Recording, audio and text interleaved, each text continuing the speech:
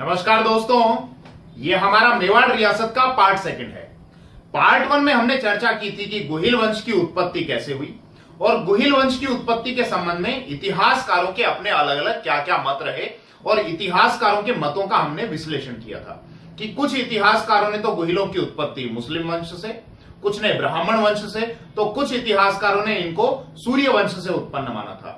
तो part one में हमने बप्पा रावल से लेकर और रण सिंह तक के शासकों के बारे में चर्चा कर ली थी और फिर बाद में हमने देखा था कि रण सिंह के बाद किस तरीके से गुहिल शाखा दो वंशों में विभाजित हो जाती है, एक तो रावल शाखा और एक सिसोदिया शाखा।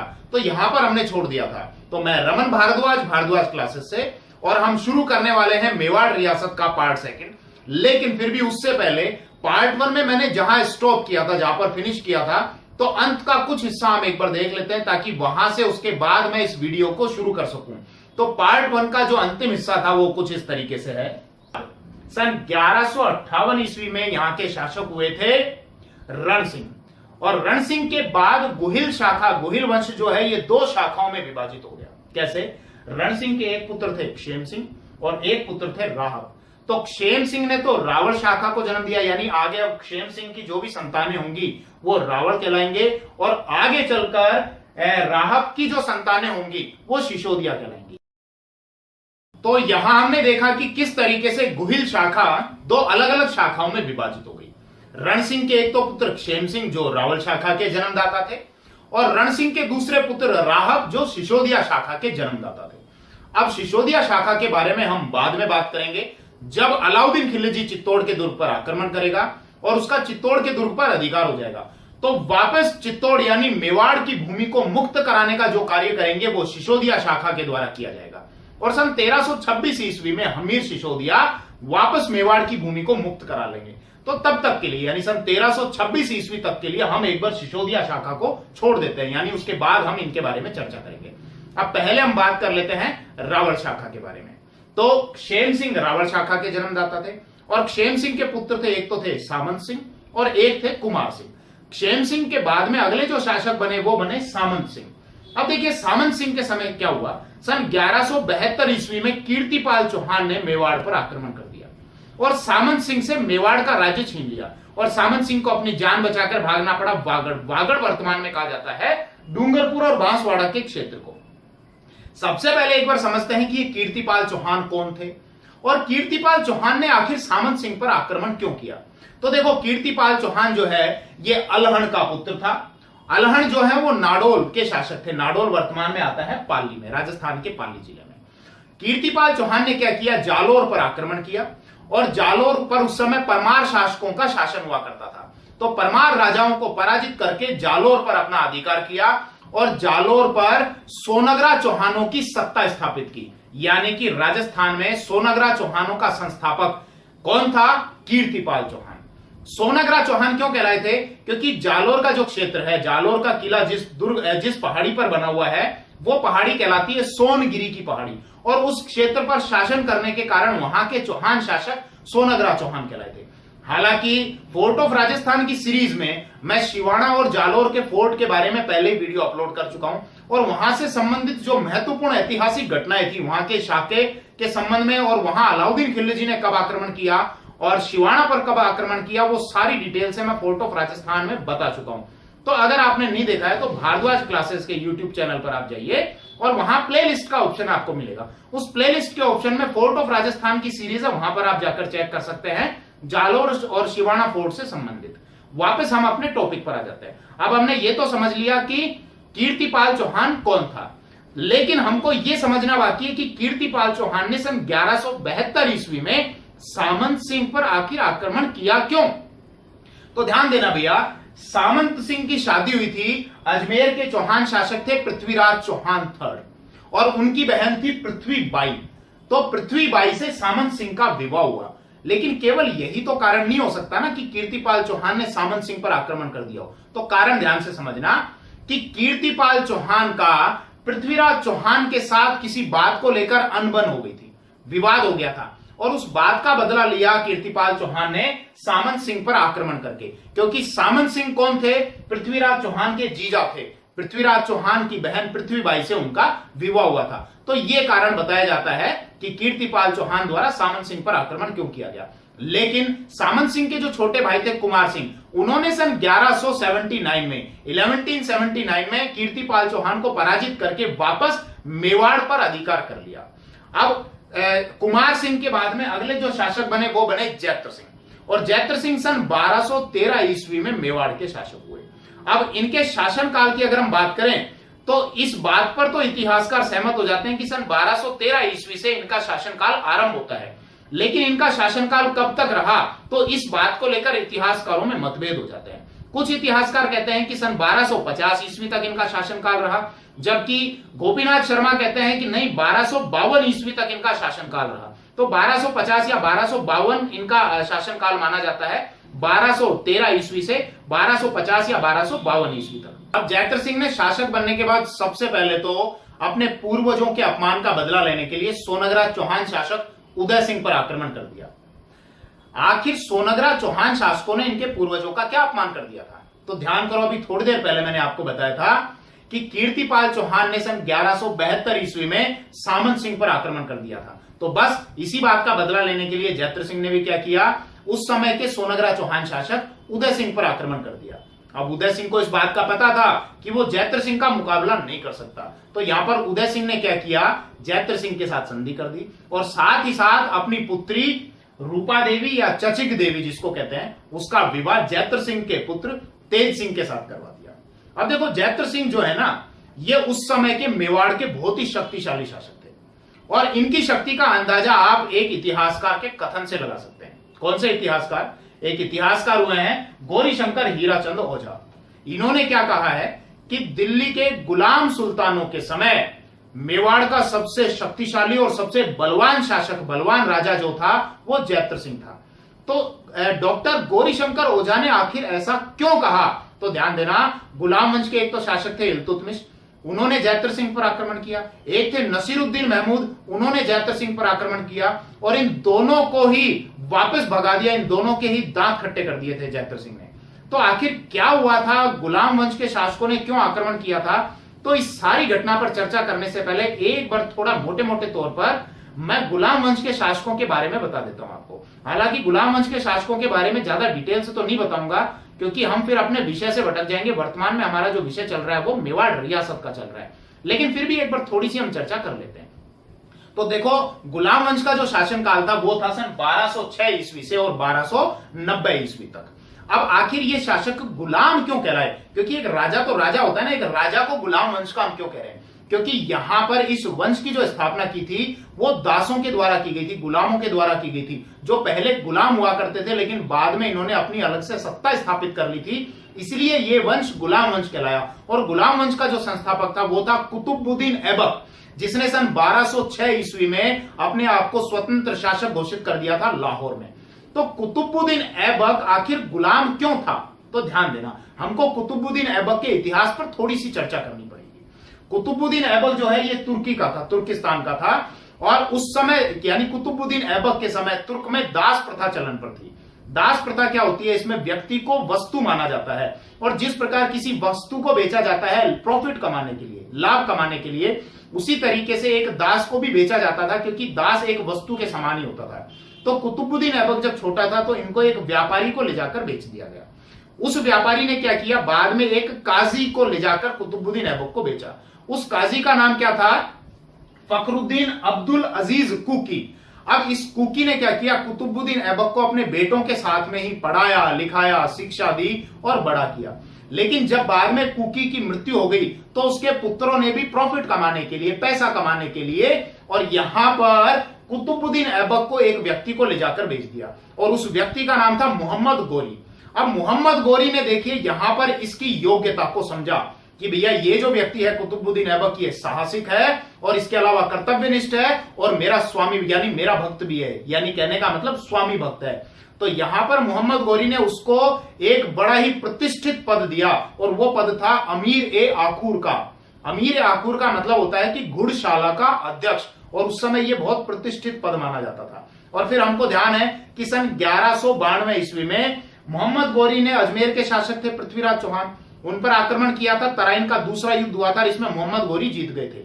अब देखो, बाद में जब मोहम्मद गोरी भारत से गया तो उसने भारत में अपना प्रतिनिधि किसको बनाया? कुतुबुद्दीन ऐबक को। तो कुतुबुद्दीन ऐबक था तो गुलाम, लेकिन बाद में कुतुबुद्दीन ऐबक ने इस वंश की स्थापना की, यानी 1206 ईस्वी में लाहौर में स्वयं को अब एक शासक घोषित कर लिया, स्वतंत्र शासक घोषित कर लिया। इसीलिए यह वंश कहलाया था गुलाम वंश। और इसी वंश में कुतुबुद्दीन ऐबक के बाद हुए आराम शाह, और आराम शाह के बाद हुए इल्तुतमिश। देखो 1210 ईस्वी में क्या हुआ था? कुतुबुद्दीन ऐबक की मृत्यु हो गई थी, और कुतुबुद्दीन ऐबक की मृत्यु के बाद आराम शाह अगले शासक बने। अब आराम शाह के तो नाम से ही क्लियर है कि बहुत आराम पसंद आदमी थे, आराम किया करते थे। तो यहां पर कुतुबुद्दीन ऐबक के दामाद इल्तुतमिश ने आराम शाह की हत्या कर दी और स्वयं गुलाम वंश का अगला शासक बन गया। तो कुल मिलाकर हम उस पॉइंट पर पहुंच चुके हैं जो जैत्र सिंह के साथ लिंक होने वाला है। अब यही वो इल्तुतमिश हैं जिन्होंने जैत्र सिंह पर आक्रमण कर दिया था। और बात बताई जाती है सन 1227 की, दोनों के मध्य एक युद्ध हुआ था जिसको कहा गया भूताड़ा का युद्ध। अब देखो, ये जो युद्ध है ना, इसको लेकर इतिहासकारों में बहुत मतभेद है। इतिहासकार कहते हैं कि इस युद्ध की कोई एक निश्चित सीमा, निश्चित समय नहीं है। ये हम तय नहीं कर सकते, निश्चित नहीं कर सकते हैं कि इल्तुतमिश ने जैत्र सिंह पर कब आक्रमण किया था, लेकिन हां फिर भी वो एक समय अंतराल जरूर बताते हैं। इतिहासकार कहते हैं कि सन 1222 से और 1229 ईस्वी के बीच में कभी आक्रमण किया था, और उस समय क्या किया था? जैत्र सिंह ने इल्तुतमिश को पराजित किया था। लेकिन यहां इल्तुतमिश की सेनाओं ने क्या किया? नागदा में बहुत भारी क्षति पहुंचाई, बहुत ज्यादा तोड़फोड़ की। इसके कारण जैत्र सिंह ने नागदा के स्थान पर अपनी राजधानी चित्तौड़ को बना लिया था, लेकिन जैत्र सिंह यहां पर विजयी रहा था। और इस बात का जो प्रमाण हमको मिलता है वो एक तो है चीरवा शिलालेख और एक है आबू शिलालेख। लेकिन यहां पर एक व्यक्ति है, देखो, जिनका नाम है जयसिंह सूरी, और इनके द्वारा लिखा गया है हमीर मद मर्दन। इस हमीर मद मर्दन में जयसिंह सूरी कुछ अलग ही नई कहानी बता देते हैं। क्या कहानी बताई? उन्होंने क्या बताया कि जब इल्तुतमिश ने मेवाड़ पर आक्रमण किया, नागदा पर आक्रमण किया, और जैत्र सिंह के साथ उसका मुकाबला चल रहा था, तो उस समय गुजरात का एक शासक था वीर धवल, और वीर धवल ने अपने एक व्यक्ति को भेजा जिसका नाम था कमल। उसको भेज दिया मेवाड़ जैत्र सिंह के पास में कि भैया आप जाओ, देख कर आओ आखिर वहां पर चल क्या रहा है। और कमल को जो है वो मुस्लिम यानी मोमडन के मुस्लिम की कपड़ों में वहां पर भेजा।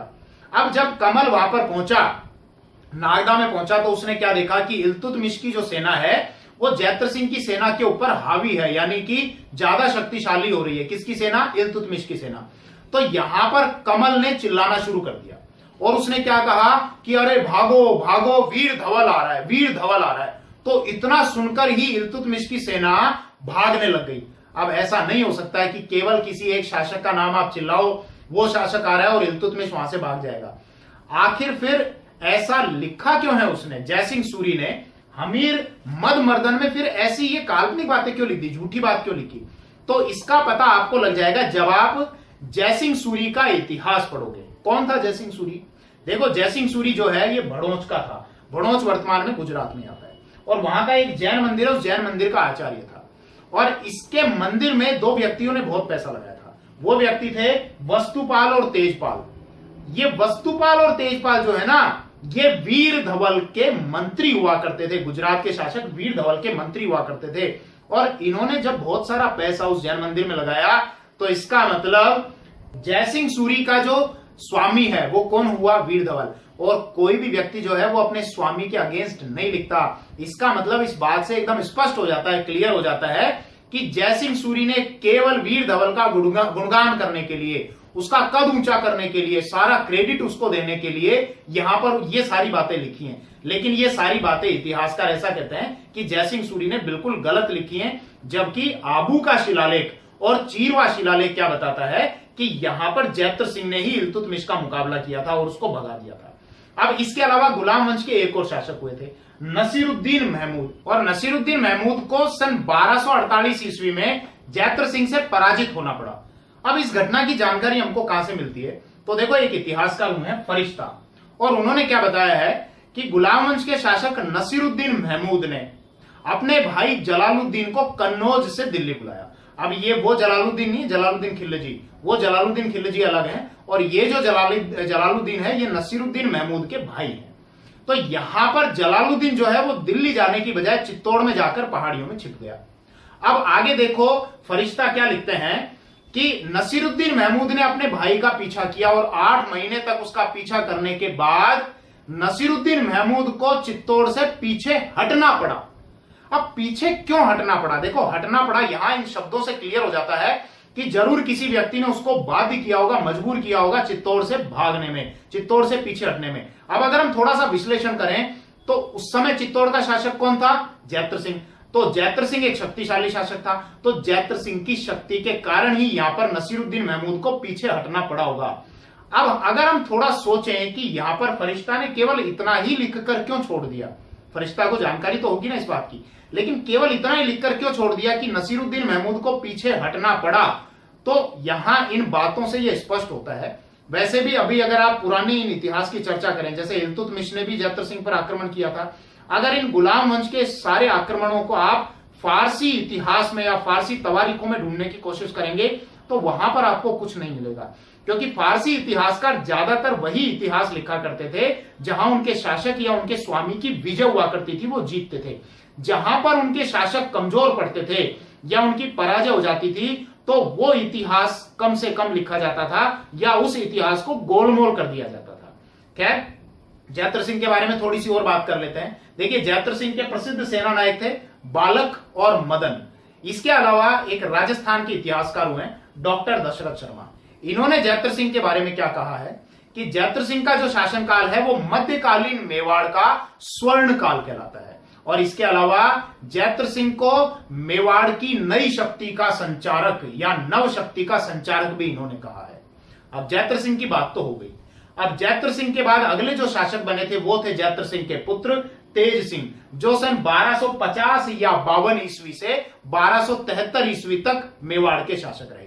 अब तेज सिंह जो थे ये भी अपने पिता जैत्र सिंह की तरह ही शक्तिशाली थे, और तेज सिंह के शासनकाल में भी सन 1253 या 54 ईस्वी में गुलाम वंश के शासक थे गयासुद्दीन बलबन। उन्होंने भी आक्रमण किया था मेवाड़ पर, लेकिन गयासुद्दीन बलबन पराजित हुए और उनको पीछे हटना पड़ा। फिर मैं यही बात आपसे कहूंगा कि इन घटनाओं को अगर आप फारसी तवारीखों या फारसी इतिहास में जाकर ढूंढना चाहेंगे तो वहां आपको ज्यादा जानकारी नहीं मिलेगी। ये जानकारियां केवल राजस्थान के इतिहास में आपको देखने को मिलेंगी। ठीक है, इसके अलावा तेज सिंह के बारे में एक बात ध्यान रखना कि तेज सिंह के शासनकाल में ही मेवाड़ चित्र शैली का पहला चित्रित ग्रंथ लिखा गया था, और वो था श्रावक प्रतिक्रमण सूत्र चूर्णी। ये क्वेश्चन आपसे पूछा जा सकता है और पहले भी कई बार पूछा जा चुका है कि मेवाड़ चित्र शैली का प्रथम चित्रित ग्रंथ कौन सा है, तो कौन सा है? श्रावक प्रतिक्रमण सूत्र चूर्णी। इसके अलावा तेज सिंह की एक पत्नी थी जिनका नाम था जैतल देवी। इन्होंने चित्तौड़ में एक मंदिर का निर्माण करवाया है, वो मंदिर है श्याम पार्श्वनाथ का मंदिर। अब तेज सिंह के बाद जो अगले शासक हुए वो हुए समर सिंह, और समर सिंह का शासनकाल सन 1273 ईस्वी से 1301 ईस्वी तक माना जाता है। हालांकि गोपीनाथ शर्मा कहते हैं कि 1301 ईस्वी की बजाय समर सिंह 1302 ईस्वी तक मेवाड़ के शासक रहे। समर सिंह के बारे में हमको कुछ स्रोतों से जानकारी प्राप्त होती है, जैसे एक तो है कुंभलगढ़ प्रशस्ति। कुंभलगढ़ प्रशस्ति में समर सिंह के बारे में लिखा हुआ है शत्रुओं की शक्ति का अपहर्ता, यानी कि शत्रुओं की शक्ति का अपहरण करने वाला। तो अगर कोई राजा अपने शत्रुओं की शक्ति का अपहरण कर रहा है तो इसका मतलब वो अपने शत्रु से भी ज्यादा शक्तिशाली है। तो इस बात से ये स्पष्ट हो जाता है कि समर सिंह जो है ये सैन्य दृष्टि से, सैन्य रूप से बहुत सक्षम थे। इसके अलावा एक शिलालेख है चीरवा शिलालेख, वहां पर समर सिंह के बारे में लिखा गया है कि शत्रुओं का संहार करने में सिंह के समान, शेर के समान। तो यहां से भी यही बात स्पष्ट होती है कि सैन्य रूप से बहुत सक्षम थे। लेकिन अब मैं दो ऐसे स्रोतों के बारे में बात करूंगा जिनके बारे में अगर हम कंक्लूजन करें, दोनों स्रोतों में समर सिंह के बारे में जो जानकारी दी गई है वहां वो एक दूसरे के अपोजिट दी गई है, विपरीत दी गई है। क्या जानकारी? जैसे एक तो है आबू का शिलालेख। आबू शिलालेख में समर सिंह को बताया गया है तुर्कों से गुजरात का उद्धारक, यानी तुर्की आक्रमणकारियों से गुजरात को बचाने वाला, गुजरात का उद्धार करने वाला। जबकि एक इतिहासकार हुए जैन आचार्य जिनप्रभ सूरी, इनके द्वारा लिखा गया है तीर्थकल्प। इन्होंने क्या बताया है कि अलाउद्दीन खिलजी की सेना सन 1299 ईस्वी में उसके भाई अलूगा खां के नेतृत्व में गुजरात की ओर जा रही थी। पहले उसकी सेना को जालोर की ओर से जाना था गुजरात, लेकिन जालोर के शासक ने जब जालोर के राज्य में से अलाउद्दीन खिलजी की सेना को नहीं जाने दिया तो उसकी सेना मेवाड़ के रास्ते गुजरात गई। अब मेवाड़ के रास्ते जब गुजरात गई तो यहां पर मेवाड़ के शासक समर सिंह ने अलाउद्दीन खिलजी की सेना से थोड़ा दंड लिया, पैसा लिया और उसको अपने राज्य में से जाने दिया। किस लिए? गुजरात पर आक्रमण करने के लिए। अब दंड तो क्यों लिया जाता है? क्योंकि कोई भी सेना जब राज्य में से जाती थी तो बहुत नुकसान पहुंचाया करती थी, फसलों को भी, व्यक्तियों को भी तोड़फोड़ करती थी, मंदिरों को भी, या फिर उस मार्ग में जितने घर आते थे उनको सबको नष्ट कर दिया करती थी। तो इस कारण दंड लिया जाता था ताकि उस नुकसान की भरपाई हो सके। खैर, यहां पर दंड लेने वाली जो बात है इस पर गौर करने की बजाय यहां यह गौर करें कि समर सिंह ने अलाउद्दीन खिलजी की सेना को अपने राज्य में से निकलने दिया। क्यों? वो गुजरात पर आक्रमण करने के लिए जा रही थी। अब आबू का शिलालेख तो क्या कहता है समर सिंह को कि तुर्कों से गुजरात का उद्धारक, यानी कि गुजरात की रक्षा करने वाला तुर्की आक्रमणकारियों से। और दूसरा, जिनप्रभ सूरी हमको क्या बता रहे हैं तीर्थकल्प में कि यहां समर सिंह ने अलाउद्दीन खिलजी की सेना को गुजरात में जाने दिया, गुजरात पर आक्रमण करने के लिए। तो एक तरफ तो वो गुजरात का उद्धार कर रहा है समर सिंह, और एक तरफ वो अलाउद्दीन की सेना को गुजरात जाने दे रहा है वहां पर आक्रमण करने के लिए। तो दोनों ही जो बातें हैं, ये दोनों बातें तो गलत नहीं है। यहां इन दोनों बातों से ये स्पष्ट हो जाता है कि जब समर सिंह को यह लगा कि वो मुकाबला कर सकता है तो उसने गुजरात का उद्धार किया, और जब उसको यह लगा कि वो अलाउद्दीन खिलजी की सेना का मुकाबला नहीं कर सकता तो वहां पर उसने अलाउद्दीन खिलजी की सेना का विरोध करने की वजह उसको गुजरात की ओर जाने दिया। यानी दोनों ही बातें सत्य हैं। अब देखो, थोड़ा और आगे हम चर्चा करते हैं।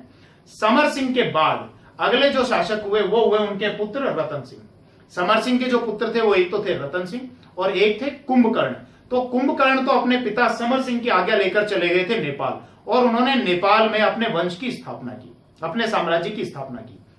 लेकिन समर सिंह के बाद अगले जो शासक हुए वो उनके पुत्र हुए रतन सिंह, और इस बात की जो हमको जानकारी मिलती है वो मिलती है कुंभलगढ़ प्रशस्ति से। अब रतन सिंह ही वही शासक है चित्तौड़ के जिनके समय में अलाउद्दीन खिलजी ने चित्तौड़ पर आक्रमण किया और उस पर अपना अधिकार कर लिया। अब हालांकि यह विषय कुछ समय पहले बहुत चर्चा में भी रहा और बहुत विवादों में भी रहा। इस विषय पर ऐसा कहा गया कि साहब रानी पद्मिनी को पाने के लिए कभी भी अलाउद्दीन खिलजी ने आक्रमण नहीं किया। तो दरअसल क्या हुआ था, अलाउद्दीन खिलजी ने क्यों आक्रमण किया, और क्या वास्तव में मोहम्मद मलिक जायसी ने जो ये कहानी लिखी है पद्मावत में, क्या वास्तव में वो सही थी या काल्पनिक कहानी थी? तो इस सारी बात का मैं डिस्कशन आपके साथ करूंगा, लेकिन वो मेवाड़ रियासत के पार्ट 3 में करूंगा। और यकीन मानो, अगर आपने वो पिक्चर देखी है या मेवाड़ के इतिहास के बारे में या रानी पद्मिनी के बारे में जो भी आपने पढ़ा हुआ होगा, या जो भी काल्पनिक कहानियां आपके दिमाग में होंगी कि रानी पद्मिनी को प्राप्त करने के उद्देश्य से अलाउद्दीन खिलजी ने चित्तौड़ पर आक्रमण किया, तो मेवाड़ की नेक्स्ट सीरीज का पार्ट 3 देखने के बाद आप बिल्कुल क्लियर हो जाएंगे, इतिहास एकदम क्लियर आपका हो जाएगा कि अलाउद्दीन खिलजी ने कभी भी पद्मिनी को प्राप्त करने के उद्देश्य से चित्तौड़ पर आक्रमण नहीं किया था। यह सारी बात मात्र केवल कल्पना है, केवल काल्पनिक है। मैं वैसे बात नहीं करूंगा आपसे, केवल डिबेट कर ली जैसे टीवी चैनल्स पे डिबेट होती है। मैं पूरे प्रूफ के साथ, पूरे इतिहासकारों की जो बातें हैं वो पूरे ऑथेंटिक मैटर के साथ आपके सामने आऊंगा और पूरी चर्चा करूंगा, ताकि ये क्लियर कर सकूं कि पद्मिनी को प्राप्त करने वाली जो बात है अलाउद्दीन खिलजी की वो एकदम झूठी है। खैर, थोड़ा सा वेट करें, ये हमारा मेवाड़ रियासत का पार्ट 2 था, तो पार्ट 3 भी आपको जल्दी मिलने वाला है। तब तक के लिए धन्यवाद, थैंक यू।